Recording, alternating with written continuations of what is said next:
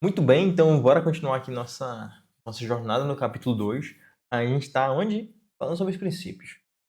A ideia então é a gente navegar nesses, deixa eu voltar aqui no livro aqui, ó, os 10, 1, 2, 3, 4, 5, 6, 7, 9, 10, são 10 princípios que vão reger ali as nossas atividades como testadores ágeis. Só lembrando, né?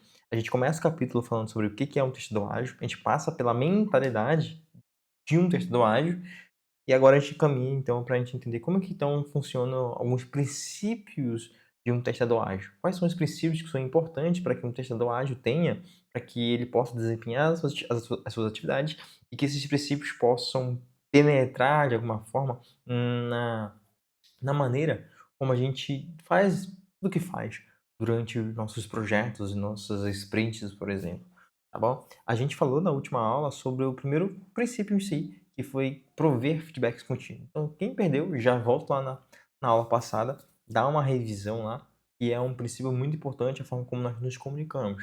Porque feedbacks vão envolver essa questão de comunicação nossa. Na verdade, todas as relações que nós temos na vida, elas passam pela comunicação e a comunicação ela é verdadeira. Então, se a comunicação ela é importante, dentro da área de qualidade, dentro de um testador ágil, a nossa comunicação ela vai ser extremamente importante, porque ela vai regir a forma como nós damos feedback sobre as coisas, sobre os nossos testes, sobre os problemas, sobre melhorias, sobre sugestões, sobre o entendimento do produto em relação ao que o negócio traz, entendimento do cliente em relação ao que ele precisa, suas demandas, soluções, enfim, tudo. Então, a gente está se comunicando sempre. A ideia de que a gente consiga usar a nossa comunicação a fim de que a gente possa, então, construir um produto com qualidade, um produto que se importa de fato com a qualidade e que outras pessoas também possam ter essa importância impregnada na forma como elas estão produzindo software, construindo software. Então, é a aula ó, top demais. E hoje, vamos dar continuidade então nessa jornada e a gente vai para o nosso segundo princípio. Então, quem tiver com o livro aí, já abre lá nessa parte do livro. Eu estou aqui com o Kindle, então, se eu dizer a página do Kindle, vocês não vão conseguir ver a página se você estiver no livro físico. Mas o tópico é os 10 princípios que são importantes para um texto do ágil, lá do capítulo 2. E lá tem o tópico de todos os 10 tópicos. E a gente vai para o segundo, que é entregar valor para o cliente. Então, se a gente entrar nesse tópico, a gente vai ver algumas coisas que são bem importantes. Então, se o primeiro princípio é a gente se comunicar, a fim de que a gente consiga construir esse produto, então o segundo princípio ele vai nos apontar para que toda essa construção desse produto, no qual a gente usa a nossa comunicação para construí-lo, a gente possa, dentro dessa construção, construir algo de valor. Cara, não adianta nada a gente estar se comunicando, não adianta nada nós darmos feedbacks, no final nós não entregamos algo de valor. É basicamente essa a ideia. Como que nós, então, estamos nos comunicando, como nós estamos construindo o nosso produto, como nós estamos fazendo qualidade, ou fazendo com que o time entenda a importância e aplique qualidade, ao mesmo tempo que nós entregamos esse produto com valor. A gente pode até dizer, então, que valor é certo aspecto que envolve a qualidade do nosso produto. Embora ele esteja funcionando em termos da solução em si, nós entregamos um produto funcional e etc. Não importa somente isso. Não importa nós entregarmos o melhor código. Não importa a gente entregar nosso produto com os melhores testes. Se no final a gente não entrega nenhum valor para o nosso cliente. Não adianta de nada essa qualidade. É uma qualidade apenas para fachada.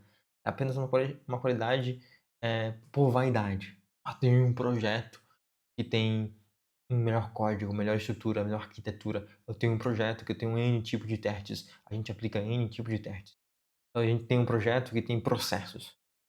Mas se no final isso não resolve o problema do cliente, se no final isso não entrega um valor para o cliente, o que adianta? É apenas uma vaidade, perda de tempo, perda de dinheiro. Basicamente essa é a ideia. Então isso faz com que a gente comece a ter um alerta em nossas mentes. Não é um alerta em si, mas isso faz com que a gente comece a ter um cuidado, um olhar muito mais com carinho para tudo aquilo que nós estamos produzindo, para tudo aquilo que nós estamos construindo. E perceba que a ideia, então, que rege um tentador ágil, que é a gente conseguir entregar algo de valor para os nossos clientes, ele não necessariamente tem a ver com testes em si. Claro que está embutido lá dentro, tá bom? Mas se a gente for pensar, grosso modo, em uma visão mais ampla, isso vai nos indicar que é uma visão muito mais estratégica. É uma visão muito mais daquilo que a gente entende do nosso produto, da importância do nosso produto, o que que nós estamos construindo, que problema nós estamos resolvendo e como nós estamos resolvendo isso. Para no final nós entregarmos, então, um produto que tenha valor para os nossos clientes. Aí ela vai começar assim, ó, a Lisa Janete, vou começar esse tópico dizendo assim, ó, um desenvolvimento ágil é sobre entregar valor em pequenas releases, né, que vão prover exatamente a funcionalidade que os clientes eles eles têm como maior prioridade. Basicamente essa é a ideia. Então, perceba que isso tem a ver com o contexto ágil e Darkseid está aqui dentro, né. Então se nós estamos trabalhando dentro de um contexto ágil, significa que nós precisamos entregar um valor em releases pequenos. Vou parar aqui nesse ponto aqui, tá. Porque a gente começa a quebrar um pouquinho mais sobre esse princípio, que até rege a forma como nós desenvolvemos o nosso software, até rege os nossos processos. Por quê? Porque se a gente precisa entregar valor para nossos clientes, e a ideia então é que dentro de um contexto ágil, a gente consiga entregar um produto eh, em releases, ou seja, em entregas em versões pequenas, isso significa que a todo instante, a cada release que a gente faz, e se nós estamos trabalhando, por exemplo, em um contexto ágil usando o Scrum, a cada 2 semanas, ou 3 semanas, ou 4 semanas, que uma sprint, por exemplo, dentro de um contexto ágil, é recomendada aí de 2 a 4 semanas, então a gente entende que dentro desse intervalo, a gente deveria estar entregando pequenas releases com valor. Aí a pergunta que a gente faz é: como que nós estamos então usando metodologias ágeis, como que nós estamos então trabalhando dentro de um contexto ágil, e enxergando essa realidade? Será se nós estamos entregando algo de valor nesse tempo? Nessas 2 sprints? Nessas 2 semanas? Nessas 3, 4 semanas? Se sim, pô, é isso, essa é a ideia. Que a gente possa entregar algo que de fato resolva os problemas. E entenda uma coisa aqui, ó. E essas pequenas releases, elas vão prover, aí existe um qualificador. Não é só entregar pequenas releases, mas essas pequenas releases, elas têm que prover exatamente a funcionalidade para os clientes. É basicamente isso, para o cliente. E eles mais recentemente priorizaram. Então, dentro das nossas entregas, existe uma importância, um princípio, onde nós precisamos entregar então algo compactado. Só que esse algo compactado, essa pequena release, ela não é só pequena por si só, mas ela é pequena ao mesmo tempo que ela resolve um problema dos nossos clientes que foi priorizado para eles. Entende? Então, dentro das nossas 2 a 4 semanas, a gente vai estar entregando software que funciona e com qualidade que é importante para os nossos clientes. Beleza? Então, a ideia, esse princípio tem que reger a forma como nós enxergamos as nossas sprints. E como que então, nós podemos agir, ou entender, ou estar atuando numa sprint com esse princípio? É a gente começar a olhar os objetivos das nossas sprints. Cara, a gente tá ciente do planejamento também das nossas sprints. Nós estamos planejando aqui 3 user stories. Beleza, estamos planejando aqui 3 user stories.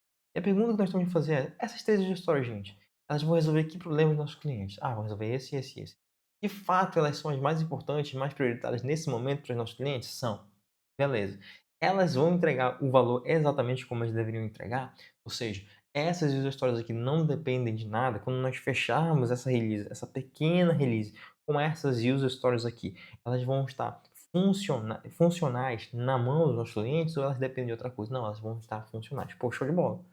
Vocês percebem então que a gente começou a pensar sobre a importância da nossa sprint, o planejamento da nossa sprint, a prioridade das coisas da nossa sprint e a entrega de valor da nossa sprint, porque no final a gente vai ter uma pequena release que vai entregar um valor para os nossos clientes. Só que na realidade, quando a gente trabalha em muitos lugares, não é bem isso que acontece. E aqui que entra a parte da qualidade, a gente sempre nos voltar para aquilo que é importante, sempre nos voltar para aquilo que de fato é prioritário, sempre nos voltar para aquilo que entrega valor. entende? Então, se a gente está dentro de uma sprint, a gente vai desenvolver lá 3 user stories. Mas a gente percebe que existem dependências dessas user stories com outras e que no final a gente não vai entregar algo para o cliente. Opa, peraí, gente. A gente não deveria estar trabalhando para entregar pequenas releases? A gente vai entregar quando isso? Daqui a 2, 3, 4 sprints, porque existem dependências? Opa, alerta, problema. Por que tá assim? Será que a gente dividiu e quebrou errado as user stories? Será que existem muitas dependências externas? Precisa entender melhor sobre isso. É um ponto. Ou senão, quando a gente tem lá 3 user stories. As user stories são divididas, quebradinhas, tudo certinho, tudo funcional. Se nós entregarmos aquela sprint, ela vai entregar uma release fechada, funcional, uma release pequena, né? E bonitinha. Pô, show de bola. Mas será se essas histórias são as mais importantes que nós precisamos entregar agora para o nosso cliente? São as que os nossos clientes priorizam mais, necessitam mais nesse momento, na próxima versão? Ah, não, Natan. Peraí, então, o que a gente está fazendo então, gente? A gente sabe as dores dos nossos clientes, a gente sabe o que eles estão priorizando, a gente sabe o que eles precisam nesse momento, e a gente não está trabalhando em cima disso. Por quê? Aí a gente precisa ir atrás dessas perguntas. Ah, porque a diretoria quis, por algum motivo. Pode ser N também aqui. Ah, não, porque para a gente desenvolver essas outras funcionalidades que nossos clientes precisam, a gente precisa, nós estamos dependendo de um terceiro que vai disponibilizar ali uma API nova. Pô, aí beleza, a gente vai ter que ir atrás do terceiro para ficar perturbando o terceiro, entendendo por que eles não estão ali produzindo as coisas que a gente precisa a tempo para entregarmos isso para os nossos clientes. Então percebo que a gente vai começar então a enxergar um nível muito mais estratégico, né? O planejamento das nossas sprints.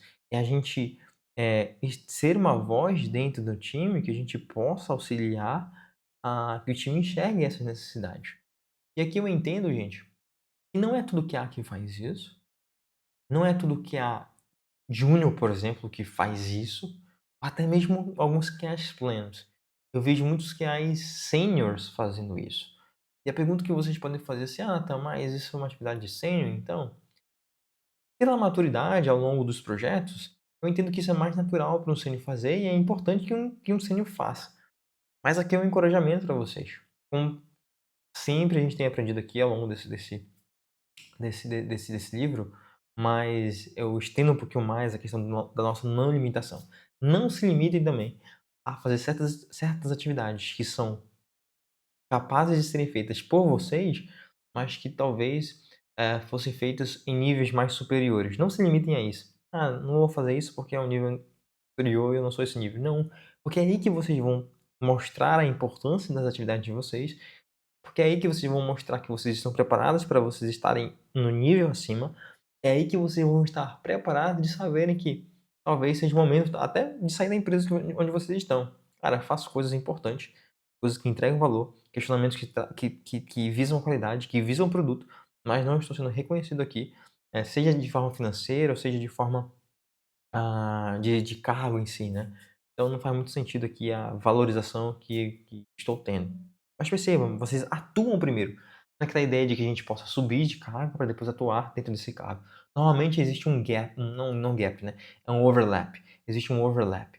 Normalmente quando eu estou subindo de cargo, mudando de nível, assim, de júnior para pleno, de pleno para sênior, significa que eu já estou fazendo algumas atividades do nível acima. Aí eu, hum, nesse ponto, não tem como não teria, que é teoricamente, né, não teria como dizer assim: "Cara, não faz sentido tu subir, porque tu não faz essas atividades". Quando no final tu faz, entende? Mas aí cada empresa organiza melhor a forma como ele promove os seus colaboradores, tá bom? Mas qual é a ideia que quero trazer pra vocês, é que não se limitem. Percebam, existe esse princípio importante, que a gente possa entregar valor para os nossos clientes. "Cara, eu sou um júnior, e eu tô vendo, e eu aprendi esse princípio, e eu estou vendo isso acontecer dentro das minhas sprints de forma recorrente. Cara, e daí que você é júnior? Se você tem esse conhecimento e você vê essa importância, esse impacto do cliente, fale. Não se cale. Não se deixe ser intimidado só porque você é um júnior, por exemplo, ou você é um pleno. Porque o seu ponto é muito importante em relação à visão do produto e em visão à qualidade. Mas, gente, peraí. Tá certo essas prioridades aqui? Como que a gente pode entregar valor para os nossos clientes? a gente tá trazendo muitas histórias muito dependentes umas das outras, e a gente tá demorando 2, 3 sprints para entregar uma versão de um software para os nossos clientes. Como que a gente pode melhorar isso? Faz sentido, porque dentro de um contexto ágil a gente deveria ou seria interessante uma indicação boa, uma sugestão boa, a gente entregar releases pequenos que vão prover aquela funcionalidade para os nossos clientes. Como a gente pode fazer? Entende? Nunca não de novo aqui, aí a comunicação vai ser muito importante nossa, né. Comunicação sempre importa, tá, gente? Comunicação sempre importa, então trabalho muito sempre a comunicação de vocês. Então, a ideia é que, como que a gente pode fazer isso juntos? Sempre assim nessa questão, nunca de forma de jogar na cara dos outros o erro. Nunca façam isso, beleza? Nunca às vezes a gente tem essa arrogância, isso soa muito arrogante. "Ah, eu sei como deveria ser, eu vi isso acontecer, aí eu vou jogar aqui". Não, eu acho que a gente deveria fazer isso, isso, assim, assim, assado. Como se a gente tivesse o poder de mandar em todo mundo.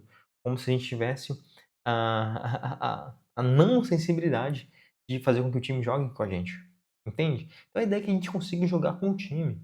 Então a nossa comunicação tem que trazer essa leveza, ao mesmo tempo que aponta para algo importante. Gente, vocês não acham isso aqui importante? Não acham interessante nós entregarmos softwares funcionais cada sprint que a gente faz? Mas por que a gente não tá fazendo? Eu acho que é por isso aqui, ó. Eu tô vendo que a gente tem, nas últimas sprints, de forma recorrente, Jesus histórias muito dependentes da outra. Então a gente tem que esperar mais. A gente pode melhorar isso? Como que a gente pode resolver isso? Oi, dá pra resolver isso?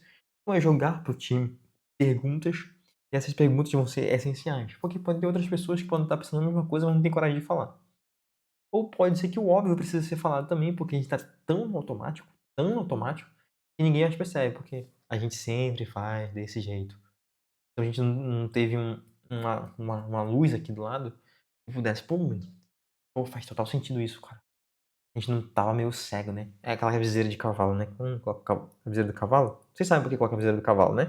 Pra ele não se distrair, então a gente tem que olhar, ó, pra frente. Então quando a gente tá muito focado em alguma coisa assim, cabeça baixa, a gente só vai focar pra aquilo, pô. É a mesma coisa, se você correr olhando pra baixo, o que que vai acontecer? Mano, você vai cair, você vai trombar com alguma coisa, porque você tá focada somente em um ponto. É quando você, ergue a cabeça, olha o todo, consigo ver mais informações. E o que que tá a beleza de nós sermos QAs? A gente não pode estar só focado em uma única coisa.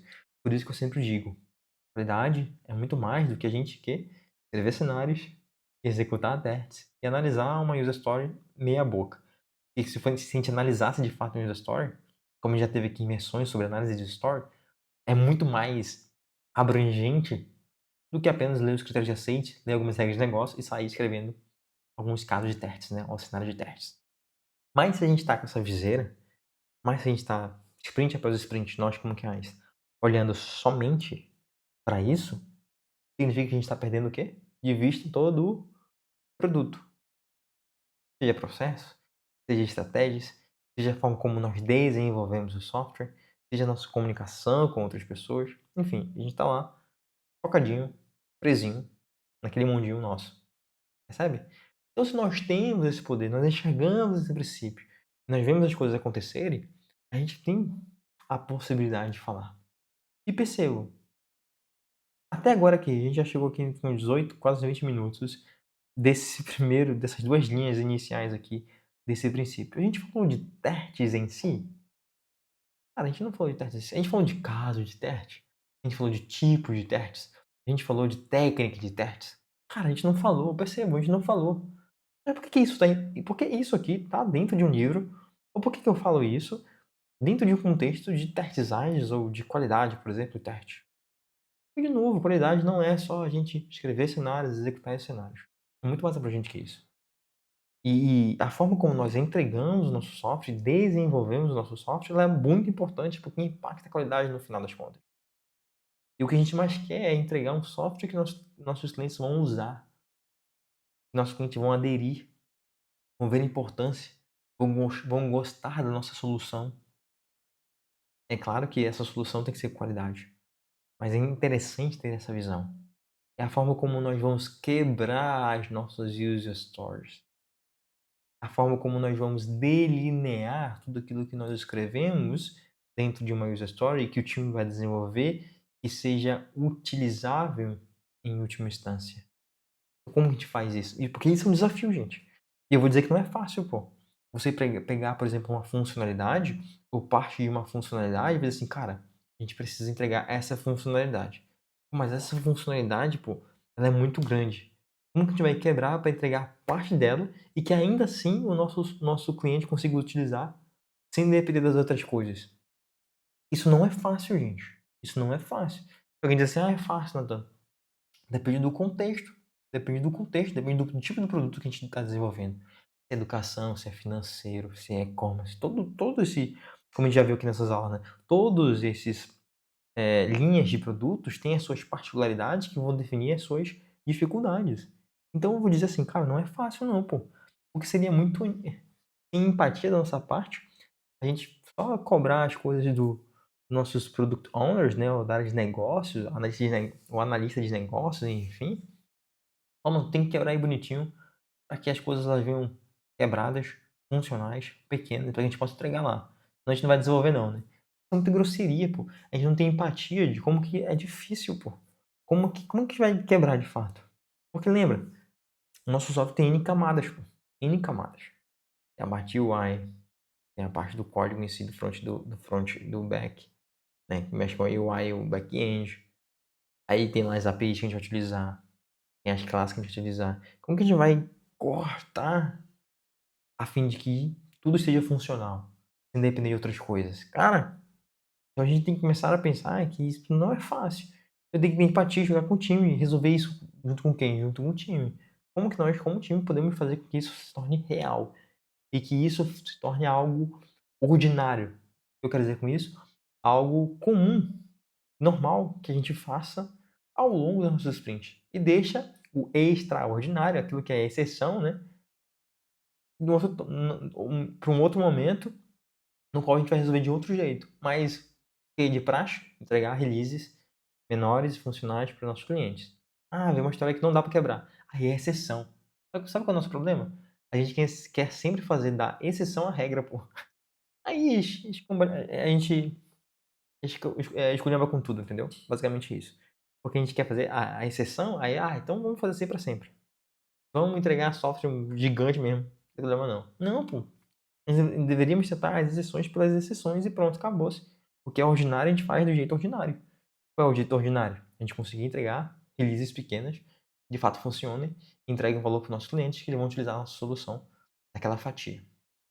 Beleza? Basicamente essa ideia. Eu acho que a gente vai chegar nesse ponto aqui, mas deixa eu adiantar, né? A ideia, e esse exemplo que eu vou dar não é meu, mas eu peguei de um exemplo quando eu estava tirando a certificação de Product Owner na época. E uma das coisas, analogias bem interessantes desse desafio de a gente entregar releases pequenas, é que a gente não pode entregar o bolo. Pô. A ideia é que às vezes a gente quer entregar o bolo completo. Queremos entregar um bolo completo, um bolo gigante, 3 camadas, um monte assim, né? E a ideia, a analogia que ele faz é o seguinte: a gente tem que entender que o bolo tem N camadas, né? Aquele bolo de camadas, sabe? Quando você corta uma fatia, ela é comível? Com certeza ela é comível. E uma fatia ela é composta por quantas camadas? Quantas camadas tiverem um bolo? Quantas camadas tiverem um bolo? Se o bolo tem três e tal. E vem o recheio e vem tudo. Ou seja, quando você corta a fatia, você tem um exemplo claro daquele bolo, do sabor daquele bolo, do recheio daquele bolo. Nada falta daquele bolo. Você tem a fatia que vai representar aquela porção daquele bolo. E ele vai representar, e aquela fatia representa o bolo como um todo, se a gente for pensar desse jeito. Porque não há nada nas outras fatias que esse bolo não tenha, se você pegar uma fatia de fato bem distribuída, né? Então essa é a ideia, cara. Vai ter lá cobertura. Nessa fatia vai ter a cobertura, vai ter as N camadas, vai ter os N recheios, cada recheio com seu sabor. E a pessoa que for experimentar aquela fatia vai, pô, mano, gostoso. Vai querer repetir mais, porque supõe-se que o resto do bolo tem as mesmas coisas que ela comendo aquela fatia. Então o desafio nosso em software é isso. Como que a gente não entrega o bolo, mas entrega uma fatia de bolo? E tem as N camadas. Quais são as N camadas? Cara, é a API, é o back-end que a gente precisa, é uma parte do serviço externo, é uma parte do banco de dados. E não entregar o banco de dados completo. Não, é aquela collection, ou aquele campo daquela collection. Como que a gente vai utilizar isso numa API específica ou APIs específicas? Como que o front naquela página vai ter aquelas páginas específicas que vão consumir essas APIs específicas para no final esse conjunto aqui entregar um valor para os nossos clientes. Entende? É basicamente essa ideia. Vamos pegar um exemplo de, vou fazer uma recomendação. Vamos pegar um exemplo claro aqui, vamos fazer uma recomendação para os nossos clientes, quando eles estiverem no checkout, beleza? Tô no checkout, quero fazer recomendações para os nossos clientes. Aí a gente começa a pensar em algo melaborante. Não, a gente precisa pegar aqui, os nossos clientes, vamos recomendar todos os produtos, vamos pegar os produtos que ele está comprando, vamos pegar todas esses produtos, ver qual é a categoria desses produtos, aí vamos buscar todos os nossos clientes, aí todos os nossos clientes que já fizeram compras ou que produtos que estão em alta, que são relacionados com aquele produto que o cliente está comprando, vamos fazer um match aqui gigante e entender o que pode ser a recomendação de, de produtos que aquele cliente pode comprar, né, naquele momento, mas se ele já comprou, a gente tem que excluir, a gente não vai mostrar para ele novamente. Então perceba, a gente pode elaborar um sistema de recomendação complexo, baseado nas categorias dos produtos que estão sendo comprados, visto os produtos que já foram comprados por outros clientes, que são recomendados muitos por outros clientes, ou que estão em altos por muitos clientes, e que não podem ser mostrados, por exemplo, para os clientes que já compraram aquele produto. É complexo? Pode ser muito complexo, dependendo. Então, como a gente vai construir então um sistema, eu quero um sistema de recomendação, pô. Por que a gente não pode começar mais simples? Vamos fazer o seguinte, em vez de ser uma recomendação mais complexa, vamos começar por algo nessa sprint, pra gente sentir como vai ser, e compra novamente, recomendação de compra novamente. Sabe quando tem né, em algum lugar? Eu vi que você comprou isso aqui há tanto tempo, compra novamente. A Amazon tem muito isso, né? Compra novamente, né? Então, o que compra novamente? É baseado nos produtos que eu tenho, verificar os que eu já comprei e recomendar novamente. Basicamente, entende? E eu entrego as fatias, eu vou entregar a UI, vou entregar a API, vou entregar o banco e algo muito mais simples, é uma fatia. Aí depois eu vou incrementando até chegar naquela complexidade que eu tô. Pô, agora eu não quero recomendar somente os que os que eu comprei. Eu quero ser recomendado pelo que os outros compraram. Então não vou buscar mais na minha base, vou buscar na base dos outros. Agora eu não quero ser recomendado somente pelo que os outros compraram, mas aqueles produtos que são melhor ranqueados, por exemplo. E que talvez ninguém comprou ainda, ou que, assim, outras pessoas compraram, mas podem ter ali diferenças em produtos, entre os meus produtos, por exemplo, que não estão entre os melhores ranqueados. Eu quero pegar esses que são melhores ranqueados, etc. Eu estou melhorando. Agora eu quero fazer um match de tudo isso, para aparecer para mim somente aqueles produtos que são mais aptos de fato eu comprar. Eu compro mais, etc. Então vai ser irresistível para mim. Aí eu chego lá. Mas percebe que eu começo do simples até eu chegar. E eu entrego fatias para no final ter esse bolo completo. Que é um sistema de recomendação muito mais complexo. Mas eu vou entregando fatias. Pode existir ainda uma seção lá que só vai me indicar aquilo que eu comprei só. Recomendar aquilo que eu comprei. Apesar de eu ter um sistema de recomendação, ela, ela é robusta, eu posso ainda ter aquela coisa que é mais simples ainda. Mano, vê aqui que tu comprou, que tu é recorrente a cada. Mensalmente tu compra esse produto aqui. Aí o cara vai entender, pô, o cara tá comprando sempre mensalmente. Indica pra ele comprar novamente de novo. Entende? Quando vier promoção, sei lá. Então, percebam essa ideia. Isso entrega valor. Pequenas fatias que vão entregar valor para o nosso software. Aí continuando aqui, né? Ela vai dizer assim, ó. ah, Isso geralmente significa escopo limitado. É o que a gente já conversou bastante até agora. Eu vou entregar pequenas releases que vão prover funcionalidades que vão resolver algum problema do nosso cliente. Isso significa que tem um escopo limitado. Eu nunca vou ter algo aberto. Algo, vamos fazendo aí, vamos fazendo, vamos fazendo. Quando tiver pronto, a gente entrega. Não, é um escopo limitado. A gente já entende a importância daquele escopo que é limitado.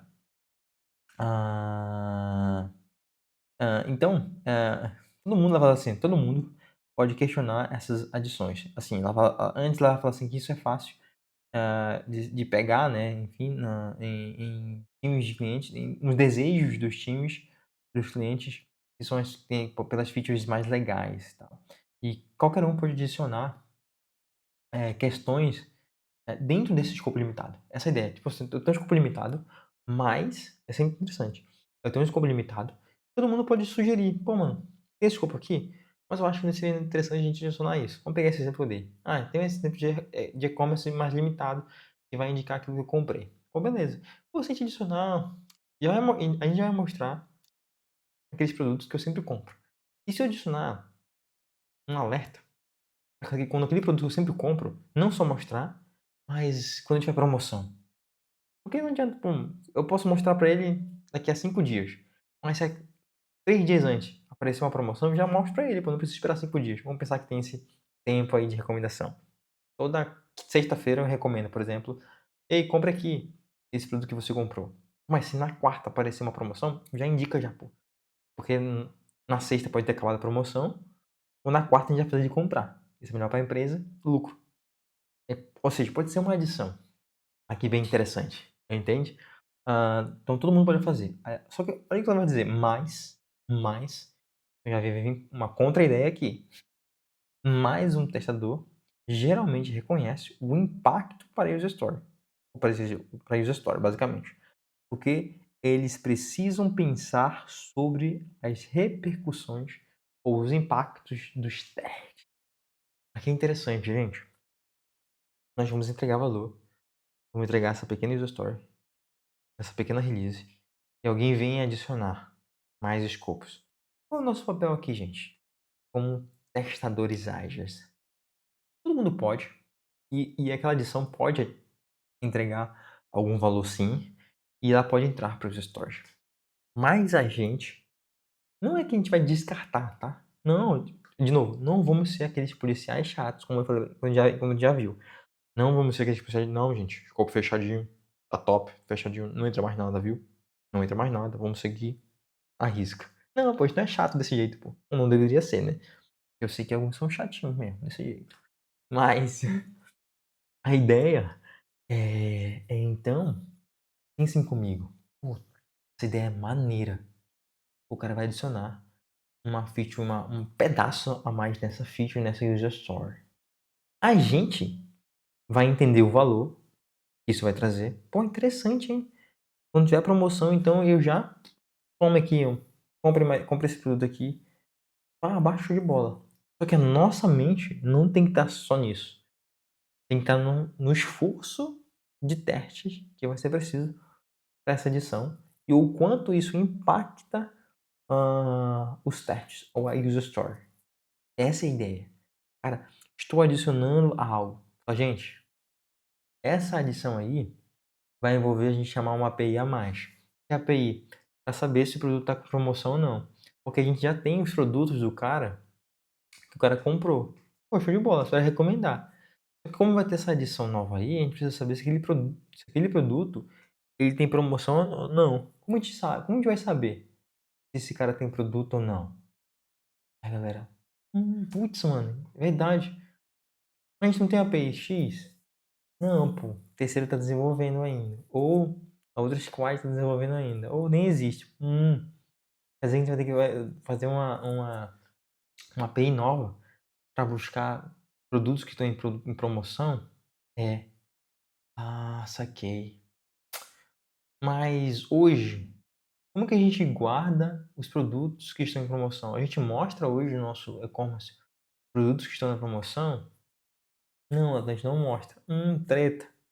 Vamos pensar que está no início de uma sprint. Vamos pensar desse jeito. Não, a gente só mostra os produtos lá, dizendo um valor. E se alguém quiser alterar o valor, só vai alterar, mas não diz, não tem uma flag no banco de dados, por exemplo, dizendo assim, ó, produto em promoção. A gente sabe o valor dele, mas não sabe se tem em promoção. Ah, entendi. Ou nós não tem uma flag, a gente só tem diz assim, ó, um novo preço e o preço antigo. Aí baseado nisso, a gente consegue saber se está em promoção, né? Se o preço novo é menor que o preço antigo, etc.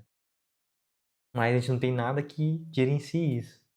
ele vai ter que criar uma API nova, que vai fazer isso, vai no banco de dados, dado um ID de um produto, vai verificar e fazer esse lance. Percebem os questionamentos que a gente começa a fazer? Cara, é uma adição simples, vamos pensar assim. Mano, o produto tá em promoção, baixou o valor, indica aí antes da data específica. Mas tudo isso vai envolver outras comunicações, outros desenvolvimentos. Pode ser que altere reformulações dentro do banco de dados. Pô, mano, mas é muito chato fazer essa validação, né? Vamos criar um campo para ver se o cara tá com promoção ou não aquele produto, um true ou false, por exemplo. Aí vou ver o quê? Um novo campo naquela collection, naquela tabela do banco de dados e tal. Aí a pergunta é: aí esse escopo vai ser atendido ainda dentro dessa sprint? Ou dado o novo desenvolvimento? Aí eu vou falar assim, um desenvolvimento que envolve o código em si, envolve tudo, né? Análise dos requisitos, criação dos requisitos, a parte de teste, tipo de teste. Vai dar pra gente encaixar nessa sprint? Não, a gente não vai dar não. É interessante, legal, mas a gente não consegue encaixar nessa sprint, pô. Vai estourar. E aí, o que a gente faz? Pô, é uma fatia, gente. Coloca a próxima sprint essa parada, pô. A gente entrega nessa sprint a recomendação padrão. Na próxima sprint tem o user story, que vai fazer com que a gente consiga adicionar na recomendação um filtro, ou na verdade uma melhoria, na qual a gente vai recomendar também logo antes que tiver na promoção aquele produto. Pô, show de bola. O escopo vai ser isso, limitado. Percebam. Então a ideia, a gente não é contra as adições de nossos produtos de escopo. Só que a gente é realista no sentido de essa adição vai entregar valor? Vai. Como que essa adição vai impactar a user story? E como que essa adição também vai impactar os testes? A gente joga. Mas como que a gente... Agora a pergunta. De novo, sempre vou voltar nessas perguntas boas. Então como que a gente vai entender o impacto que isso vai dar na user story, gente? Como que a gente vai entender? Se a gente conhece o nosso produto. Pronto, acabou. Cara, e se a gente conhece o que sobre testes? Se nós não conhecemos sobre o produto, se nós não conhecemos sobre testes e habilidades técnicas, nós não vamos conseguir entender o impacto que aquela adição vai dar na user story e nem o impacto que vai dar nos testes. Isso se resume aqui, que eu sempre volto a falar. Um conhecimento do negócio e um conhecimento técnico dos nossos produtos, ou seja, uma visão holística daquilo que envolve o trabalho diário que nós estamos tendo sobre o nosso produto. O cara vai adicionar. Eu conheço meu produto, tenho uma visão das funcionalidades, beleza? Ou daquela funcionalidade em si. Eu sei como que aquela adição ou aquela nova história impacta o que já existe ou o que não existe ainda. Ah, eu sei como aquela adição, essa nova API, essa mudança no banco de dados pode impactar tecnicamente o produto. Percebe a ideia? Mas de novo, agora, se a gente não conhece, me diz, como que a gente vai entender o impacto se a gente não conhece nosso produto tecnicamente também? Ou de negócio? A gente não vai entender o impacto, pô. A gente vai entender só a beleza do que é entregar o nível de negócio daquela funcionalidade. Pô, mano, é muito massa. Top demais. É uma adição maravilhosa. Os clientes vão utilizar. Pô, nível de negócio é o quê? Ó? Show de bola, joinha. 5 estrelas, como o pessoal diz aqui em Portugal, né? 5 estrelas. É show de bola. É muito bom. Mas como a gente vai entender, então, como impacta tecnicamente a adição? Como aquilo vai impactar nos meus testes? Eu sou superficial nos meus testes. Será que eu preciso de um tipo de teste novo? Ou não? Cara, não sei. Então eu preciso desenvolver mais essa habilidade técnica. Percebe a ideia? Esse mais aqui é muito importante nesse primeiro parágrafo. Esse mais é muito importante. Mas o testador frequentemente reconhece o impacto para a user story. Porque eles precisam pensar sobre as repercussões dos testes ou os impactos dos testes, enfim, que seja. Pensar. Eles precisam pensar. E a gente só pensa quando a gente está de forma intencional fazendo a nossa atividade, gente. Não tem, tá? A gente está no automático. Sprint após sprint, vocês acham que a gente vai pensar sobre esses impactos? Não, pô. É edição? Beleza. Deixa eu pegar aqui só as regras de negócio, os testes de aceite. Pronto, mano. Faço os testes aqui e já era. Então, automático. É isso que a gente vai fazer. não vai entender os impactos que isso pode trazer. É automático. Percebe a ideia?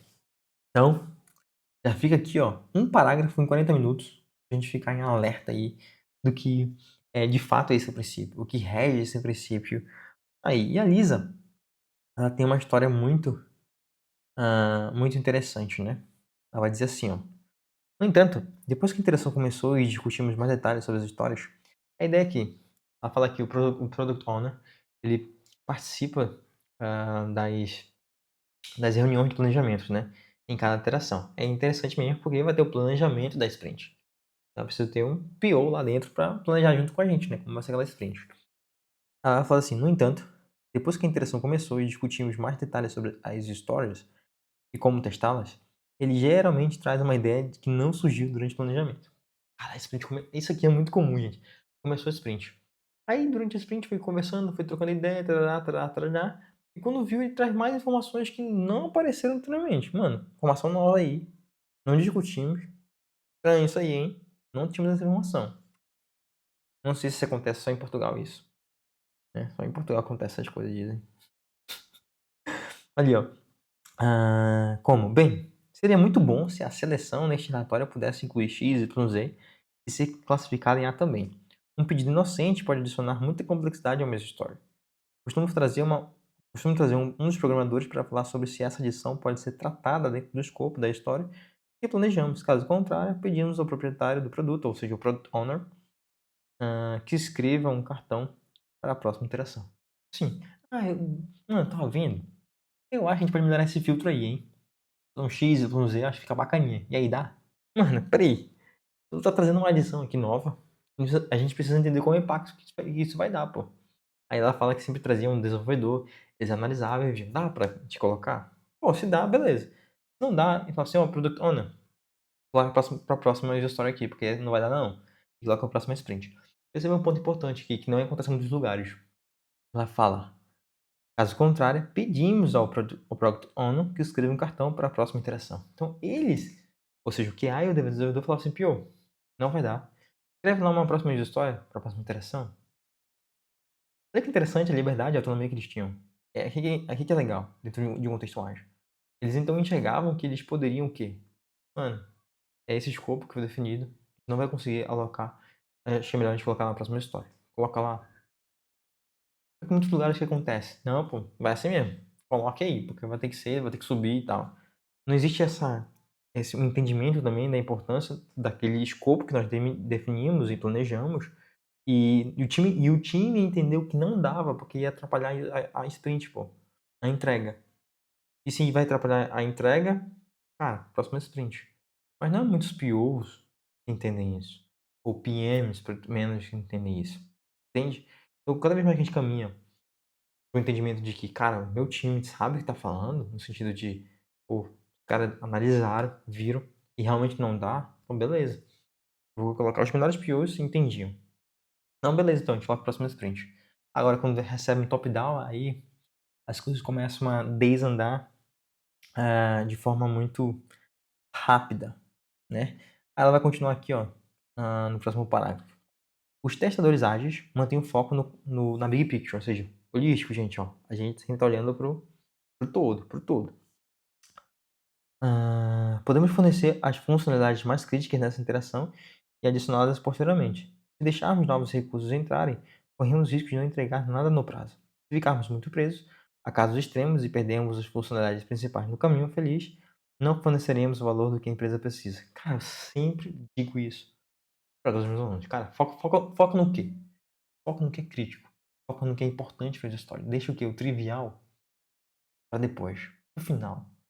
Foca de fato naquilo que entrega valor. Porque ela vai falar assim, a gente precisa entregar aquilo que é mais crítico da funcionalidade para os nossos clientes. Cara, é isso. Vamos entregar aquilo que é mais crítico para as funcionalidades para os nossos clientes e vamos adicionando depois aquilo que é trivial, aquilo que, beleza, não faz tanta diferença para os nossos clientes. Porque se a gente não for baseado nisso, a gente for querer adicionar mais coisas, mais, a gente corre o risco de quê? De não entregar o nosso software. Não entregar um produto que tenha valor. Essa é a ideia. A gente possa entregar, então, valor. Aí ela coloca um ponto importante no último parágrafo, que é o seguinte: mas se o seu produto ela fala aqui nesse parágrafo de edge cases, né? Deixa os casos alternativos meio que de fora, basicamente, né? Mas ela faz um alerta. Mas se você está trabalhando numa empresa ela é crítica, né? Um projeto, uma crítica e que os edge cases importam, então você não vai deixar de fora, claro, porque são edge cases que são importantes para aquela funcionalidade. Então você vai pôr essas funcionalidades, não só o RapidPath, mas esses edge cases também. Por que disso? Porque você está pensando na criticidade daquela funcionalidade. Esse aqui é o ponto. Então, tudo vai depender. Pode ser que, né, para aquela funcionalidade, a parte crítica seja o RapidPath, né? Fica meio feliz. Só que para outras funcionalidades, não seja somente o RapidPath, seja alguns edge cases também, né? Uns cases ao redor ali, porque a sua funcionalidade é muito sensível, ela é muito crítica. Então você não vai deixar de fora essas funcionalidades. Imagina em questões financeiras, algo de segurança, por exemplo, você não vai deixar de fora. Então, e ela vai finalizar esse princípio falando assim, ó, o tempo de teste precisa ser considerado durante o processo de estimativa para garantir que o tempo suficiente seja alocado à interação para fornecer um recurso seguro. Tudo que nós fazemos para conseguir fazer aqueles testes precisa entrar na estimativa, gente. Tudo. As nossas análises, os tipos de teste que a gente vai fazer, a execução, seja manual, seja automatizada, seja um desenvolvimento de um script, seja a implementação, seja a massa de dados, tudo. Por quê? Para que a gente possa entregar um recurso seguro. Se a gente deixa pontos importantes de fora das nossas estimativas, significa que a gente vai correr em algum momento. E esse correr em algum momento vai fazer com que a gente entregue um software que não é seguro, aquela funcionalidade que não é segura. Por isso que é importante, em todas as estimativas, vocês colocarem tudo que vocês precisam para deixar aquela funcionalidade segura. E a gente termina assim. Esse princípio. É dessa forma que a gente entrega valor. Percebe? Começa com nossa visão muito mais estratégica de valor e como isso impacta até nossas estimativas para que a gente possa entregar um software de fato que funcione a cada sprint de forma funcional, de forma prioritária para aquilo que os nossos clientes precisam. Então, eu espero que essa aula ela possa ter dado um alerta aí na mente de vocês de quanto qualidade não se diz respeito apenas às atividades que nós fazemos relacionadas aos testes em si, né? Mas é muito mais uma visão abrangente de tudo aquilo que nós estamos construindo com o time, tudo o que nós estamos desenvolvendo de software. Tenho certeza que essa visão ela vai ser muito importante na forma como nós desempenhamos as nossas atividades de qualidade e testes de software.